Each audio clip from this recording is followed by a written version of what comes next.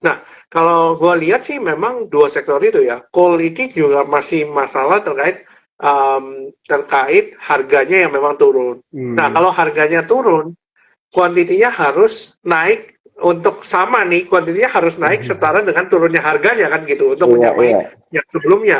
Nah, permasalahannya adalah di demand-nya lagi. Demand-nya itu kan dari China kebanyakan. Hmm. Nah, kalau dari China, Hmm. China-nya melambat, kita juga mau ekspor susah kan Iya, gitu.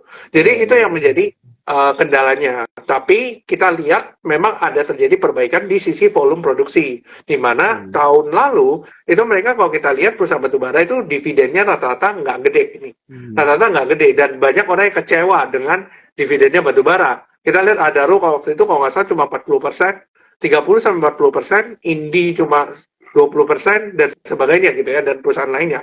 Kecuali PTBA ya, yang PTBA memang 100%. Tapi dengan mereka mencadangkan laba lebih besar, itu menyebabkan mereka punya dana capex untuk mereka Hmm. ekspansi. Karena kita Hmm. harus tahu bahwa perusahaan coal ini, mereka itu tidak bisa mendapatkan dana dari bank lagi karena terkendala ESG. Karena Hmm. bank ini sekarang lagi dikejar untuk jangan ngasih industri yang tidak ESG ibaratnya. Coal kan salah Hmm. satunya gitu. Nah, makanya mereka mencadangkan net profit yang lebih besar untuk ekspansi usaha dan terbukti memang Adaro Energy itu produksi coal-nya naik dibandingkan first half 2022 gitu. Jadi Hmm. ada perbaikan di sisi volume. Nah, kenapa kok mereka masih mau ekspansi, bro? Karena di tahun 2022, 2018, waktu harga coal lagi tinggi-tingginya, itu kalau nggak salah, the peak-nya itu 120.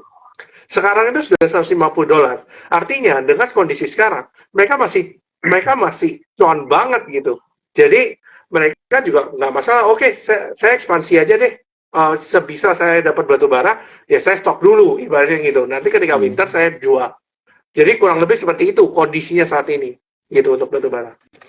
Ya, ya, ya. Wah, setuju ya teman-teman ya. Pasti teman-teman Troopers juga di sini berpikiran yang sama ya. Jadi memang kalau di market itu akan selalu ada rotasinya ya, bro ya, untuk beberapa sektor gitu kan.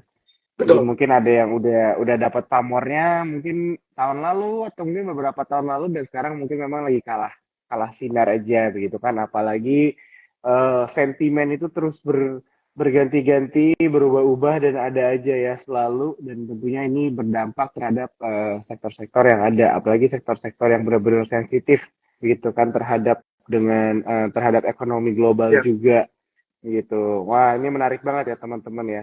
Oke, kalau dari aku mungkin eh, satu lagi deh bro, ya, boleh ya pertanyaannya dari boleh, sektor nih. Tadi kan boleh. kita udah bahas tentang sektor yang menarik gitu kan, kira-kira menjelang pemilu. Dan juga kita juga udah bahas nih mengenai sektor yang kira-kira kurang menarik juga di sisa akhir tahun ini. Nah, kalau gue mau nanya nih dari Bro Arvin sendiri nih, Bro Arvin Honami. Kira kalau lu sendiri favorit lu apa nih sektor sekarang atau enggak yang lu perhatikan deh sekarang? Yang bisa di-share ya sama teman-teman Cuan Troopers. Yang mungkin bisa dibilang juga better daripada yang lain lah. Kalau misalnya bisa dibilang sektor-sektor ini belum ada yang oke-oke banget atau yang wah banget tapi buat lo ini kayaknya oke deh. Boleh di-share gak? Oke, sebenarnya masih belum jauh-jauh ya bro dari pembicaraan kita Hmm. kemarin. Memang sektor properti masih salah satu yang gue jagoin gitu ya. Masih sampai sekarang masih gitu. Meskipun hari ini koreksinya lumayan dalam karena problem di China property gitu ya. Iya, iya. Tapi itu gue melihat itu hanya sentimen sementara gitu ya. Selama teknikalnya masih oke, ya nggak ada masalah. Itu satu. Yang kedua, telco yang tadi sudah Hmm. diceritain. Tapi Iya, telco iya. yang bukan yang sudah gede gitu. Mungkin Hmm. dia masih jangkauannya belum luas. Nah, itu mungkin bisa diperhatikan.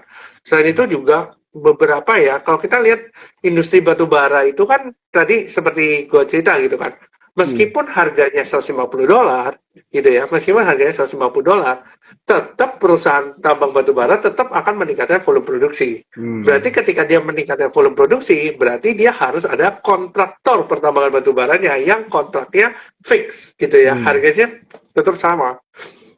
Jadi sektor-sektor pendukung batubara akan menarik, bro. Oh, Sektor-sektor oke. pendukungnya ya, bukan perusahaan Oh, batubaranya ya, tapi pendukungnya. oke, oke. Oke, oke. Jadi itu bisa dijadikan eh, sesuatu yang perlu diperhatikan nih ya, berarti ya sama-sama teman Cuan Troopers Betul, ya. Kayak pendukung buat sektor batubara begitu ya. Betul. Ya, ya, ya. Oke. Thank you Bro Arvin penjelasannya. Ini aku mau ingetin lagi ya, sekali lagi teman-teman Controppers, kalau misalkan ada pertanyaan mengenai saham, atau nggak mungkin seputar dengan topik yang kita sedang bahas malam hari ini, boleh banget ya teman-teman ya.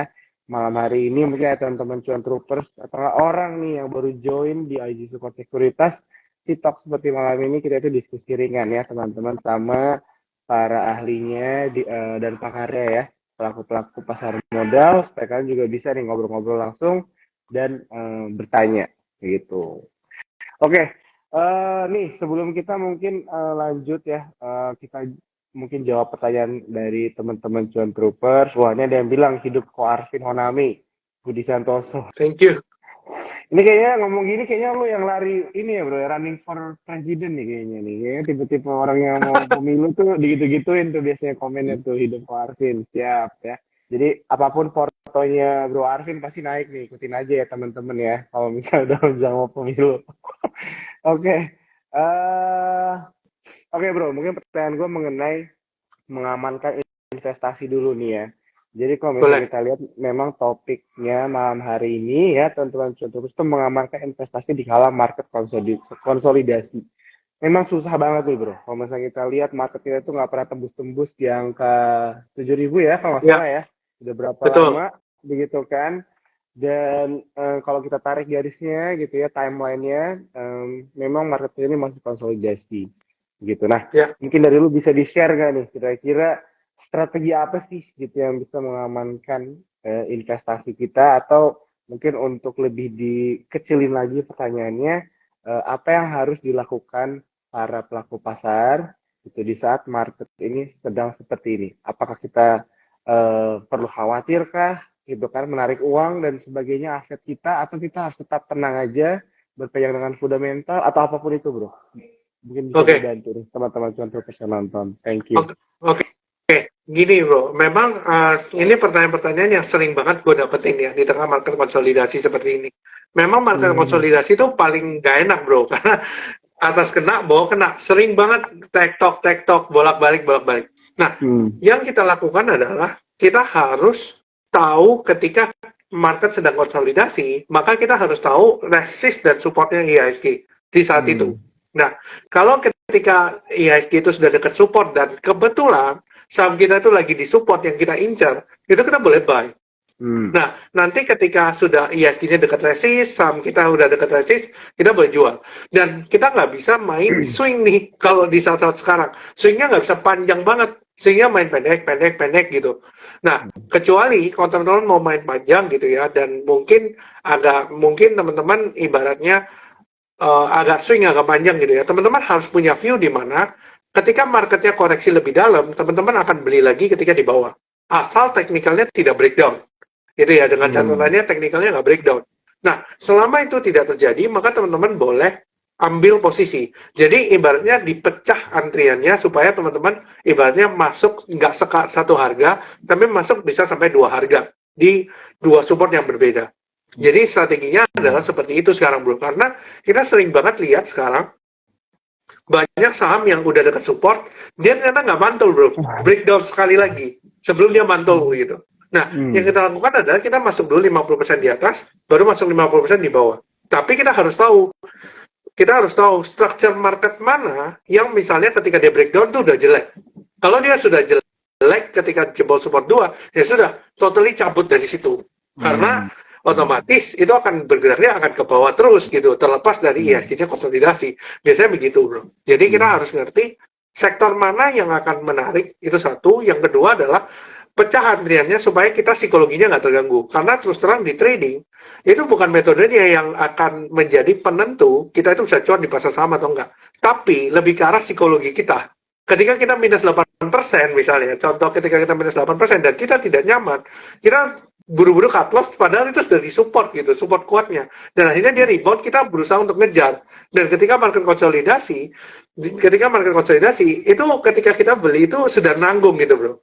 Nanti sudah dekat resist tinggal 2%, teman-teman bilang, wah ini bisa lebih dari 2% nih. Ternyata udah mentok resist terus dia turun lagi. Dan teman-teman cut loss lagi di bawah.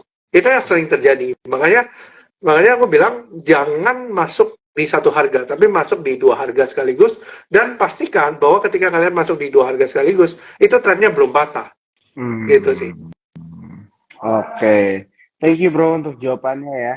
Jadi kalau misalnya Ya, yang gue dapet itu pertama adalah tentukan ya sektor mana yang menarik, dan yang kedua adalah dipecah ya bro ya ya, antriannya, dibagi ya. Jadi yang benar banget, sebenarnya kalau bisa dibilang justru katanya sih ya, walaupun aku bukan trader juga, tapi dari hasil diskusi dengan banyak trader justru kalau market konsolidasi itu lebih enak katanya untuk trading malah kan. ya, Tuh kan, karena betul. udah mulai kelihatan aja atap sama lantainya, jadi ya udah chances-nya lebih enak begitu kan. Nah, Benar. jadi tadi Bro Arvin juga mention ya teman-teman ya, it's not about the method tapi the psychology behind it ya. Jadi memang sebenarnya kalau misalnya dibilang topik tentang psikologi trading itu orang biasanya paling sepi tuh bro, jujur nih ya. Kalau misalnya Iya, kita ngomongin betul. diskusi tentang psikologi itu kayak "Ya udahlah ngontrol emosi aja nggak sih", tapi nggak simple itu gitu ya. Tapi kalau misalnya Iya, membahas tentang teknikal gitu kan, tentang apa ya, istilahnya strategi-strategi gitu kan, atau enggak cara-cara tarik garis dan sebagainya, itu orang seneng banget tuh bahas yang kayak gitu. Tapi kalau misalnya membahas tentang iya, psikologi paling males gitu ya. Tapi ternyata benar ya teman-teman ya, malah yang udah dimention juga sama Bro Arvin malam ini, memang sebenarnya semuanya balik lagi ke psikologi kita juga, begitu kan. Itulah yang membuat pasar modal itu harganya bisa berubah-ubah, itu karena psikologi setiap orang berbeda-beda ya teman-teman ya. Jadi betul. thank you banget nih untuk jawabannya Bro Arvin ya, dari bagaimana strategi kita mengamankan investasi nih di kala market sedang konsolidasi. Oke, kita coba jawab beberapa pertanyaan dari teman-teman Cuan Troopers. Boleh nih bro ya, udah ada Boleh, beberapa boleh. pertanyaan nih. Oke, yang pertama nih ada pertanyaan dari Sri Wahyu ya untuk Bro Arvin. Nanya, kok mau nanya tentang saham Inet dan WiFi, gimana nih insight-nya bro? Boleh nih In- di-share ya. Mm-mm. Oke, Inet dan WiFi ya. Inet Ya. ini adalah salah satu saham yang gue pribadi rekom bro pada saat IPO. Karena Oh, gue oke. melihat ini kelihatannya oke nih gitu. Hmm. Dan akhirnya benar memang naik gitu ya, beserta Inet Warannya dan teman-temannya gitu ya. Nah sekarang sebenarnya Inet tuh lagi konsolidasi. Kalau kita lihat Mhm. range-nya, itu 185 itu akan jadi supportnya. Dan kalau dia Mhm. close di bawah 180 itu bahaya untuk Inet ya. Hmm. Jadi kalau saham IPO kita nggak bisa lihat dari technical murni bro, karena Mhm. kalau kita lihat dari technical murni maka kita akan apa ya? Kalau gue bisa bilang kita akan ketipu gitu, karena chartnya itu kan nggak banyak bro, candle-nya itu nggak Hmm. banyak gitu. Jadi kita harus ngelihat kira-kira market maker-nya itu sudah buang apa belum, sudah keluar atau belum gitu. Jadi kita harus Mhm. hitung barangnya dia ada berapa. Jadi untuk untuk Inet itu kalau dia close di bawah 181 lah, let's say, itu sudah nggak oke menurut Mhm. menurut gue pribadi gitu ya untuk Inet. Lalu untuk WiFi, um, WiFi sendiri kemarin kayaknya tutup gap ya. Waktu itu sempat gua juga fast trade di sini, kalau nggak salah di sekitar satu 190-an, habis itu Mhm. tutup gap di 210. Nah itu sudah tutup gap, gue pribadi nggak akan masuk dulu. Ketika sudah tutup gap, Ah, nanti dulu, tunggu di ya support ya. dulu aja. Kita lihat apakah di level 184 itu jebol apa enggak. Kalau dia jebol, maka ada potensi dia akan turun lagi ke level 160-an gitu. Jadi so far Hmm. untuk trennya sebenarnya masih Ya uptrend ya ya. selama dia nggak breakdown gitu dari sideways-nya. Mungkin seperti itu sih bro jawabannya. Oke. Thank you banget ya Bro Arvin, dan juga untuk Sri. Sri ya udah dijawab pertanyaannya ya. Thank you so much. Oke, kita lanjut ke pertanyaan selanjutnya. Tadi di comment section ini ada yang mention mengenai friend bro.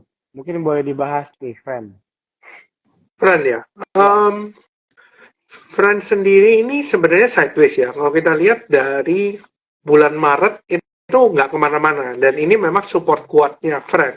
Jadi Friend itu nggak boleh jebol sebenarnya di bawah 54. Dan ini kan sekarang sudah di 56 kan. Maksudnya Ya. sudah nge-base lama dan volumenya memang belum ada gitu ya. Nah, sebenarnya kalau Friend ini kalau dia nggak break di atas 57 gitu ya, itu bakal konsolidasi di sini-sini aja gitu. Dan kalau teman-teman nggak Hmm. sabar, ya mending menurut saya switching ke tempat lain karena volumenya masih standar. Jadi nggak kemana-mana gitu volumenya. Kalau perusahaan telco yang lain yang teknikalnya lumayan oke ya Excel ya sama ISAT ya. Cuma dua itu yang kelihatan ada volume yang naik turun gitu. Kalau ini Hmm. masih sideways gitu. Jadi kalau teman-teman yang nggak sabar, menurut saya switching ke tempat lain aja dulu. Nah, itu dia jawabannya teman-teman tadi yang nanya ya. Oke, kita lanjut lagi Bro Arvin. Ini pertanyaan dari Sandi ya. View-nya INKP gimana nih kok? Valuasinya masih murah tapi 2 hari ini turun lumayan. Ini Oke, paper oke, ya teman-teman ya. oke. INKP ya. Gini, kalau INKP kemarin memang kalau kita lihat secara valuasi memang sangat murah. Kalau kita lihat kemarin kan sempat konsolidasi tuh sampai 8725 ya. Dan Hmm. ketika turun itu sampai 8725, akhirnya dia membentuk sebuah cup dan akhirnya naik sampai 10.000 sekian gitu ya. Dan memang targetnya INKP itu di situ di 10.025 kalau nggak salah. Hmm. Nah, waktu itu saya bilang bahwa ketika waktu itu saya sempat collect gitu ya di sekitar 8.800-an dan saya bilang bahwa di area 10.000 ada area yang rawan profit taking karena itu kan satu ada angka psikologis, yang kedua adalah itu memang target cup-nya sampai sana Hmm. gitu. Nah, sekarang kan koreksi dalam ya. 2 hari ini lumayan minus 3 dan minus 4 kurang lebih ya. Jadi minus 7 total. Nah, kalau kalau gue lihat secara pribadi dengan candle yang masih belum kelihatan ada perlawanan nih, mungkin dia akan koreksi lebih dalam. Tapi apakah dia akan mantul Hmm. dulu? Ya kita lihat hari Seninnya gitu. Hmm. Apakah ISG-nya bagus apa enggak gitu. Nah, jadi kalau kita lihat ya memang skenario dua. Satu dia akan ke 10.050 sampai 10.300 dulu dari level sekarang atau dia langsung turun ke 8825 sampai 8750.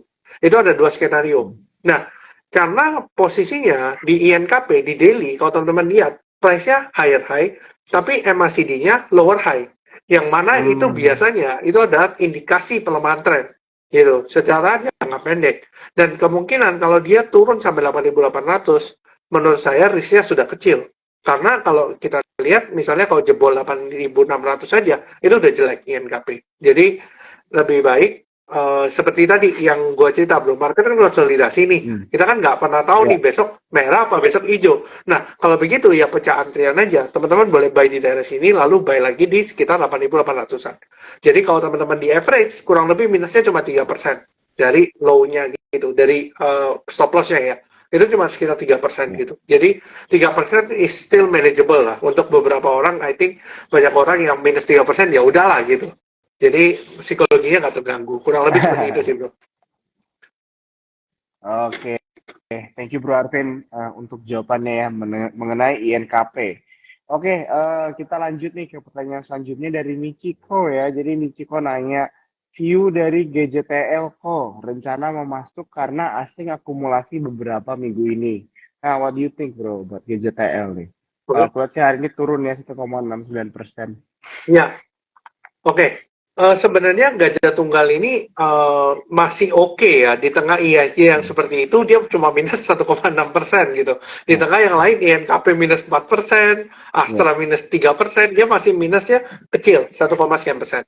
Dan kemarin ini kan ada isu soal Palokehong yang jualan saham gitu ya di Gajah Oh ya, Tunggal. ya, ya, ya. Ada cerita soal itu ya.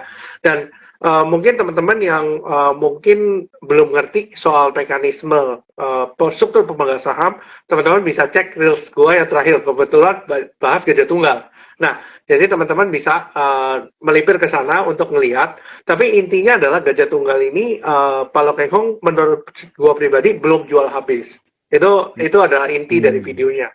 Tapi teman-teman bisa bisa pelajarin kenapa kok Palo Keng Hong akhirnya keluar dari struktur pemegang saham Gajah Tunggal di reels gue yang terakhir. Tapi prinsipnya Gajah Tunggal tuh nggak boleh jebol di bawah 850. Hmm. Kalau dia jebol di bawah Hmm. 850, maka base-nya yang terjadi di sekarang itu tidak valid gitu. Jadi teman-teman lihat Ah. aja, kalau teman-teman dekat 850 ya boleh buy karena itu memang supportnya gitu sih. Kurang lebih seperti itu, Bro. Oke, thank you Bro Arvin. Nah, ini satu lagi ya pertanyaan mungkin ya Bro. Dari Ini nih, Antam ADMR gimana nih? Sektor energi apakah apa yang sudah bisa masuk ya? Tadi sebelum Bro Arvin ngejawabnya teman-teman Cuan Troopers, sekali lagi aku ingatin ini pertanyaan terakhir yang kita ambil malam hari ini, tapi jangan lupa ini ajarannya kita save dan tentunya kedepannya kita akan tetap ya ngobrol-ngobrol lagi sama Bro Arvin dan juga influencers lainnya. Oke Bro, boleh di-share nih jawaban dari pertanyaan terakhir kita untuk malam hari ini. Oke, kalau kita bilang Antam ya, Antam ini sebenarnya flow-nya kebetulan 2 hari ini tidak terlalu bagus ya, kalau kita bandingkan dengan teman-temannya. Jadi sebenarnya kalau Antam, mungkin saya akan cenderung avoid, sampai dia lihat di 1905-nya berhasil mantul apa enggak. Kalau saya cenderung wait and see di Antam. Kalau ADMR ini kemarin naiknya cukup kencang ya, hari ini pun naik 6%.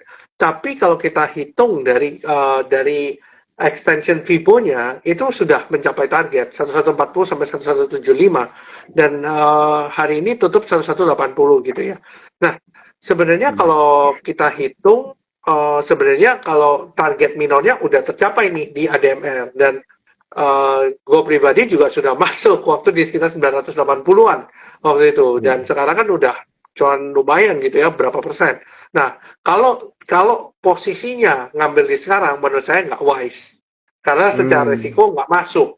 Tapi kalau mau tunggu, secara tren masih bagus gitu ya, teman-teman bisa tunggu aja di daerah sekitar let's say 1070-an lah. Itu salah satu Ya. yang menurut gua oke untuk dipertimbangkan. Gitu sih.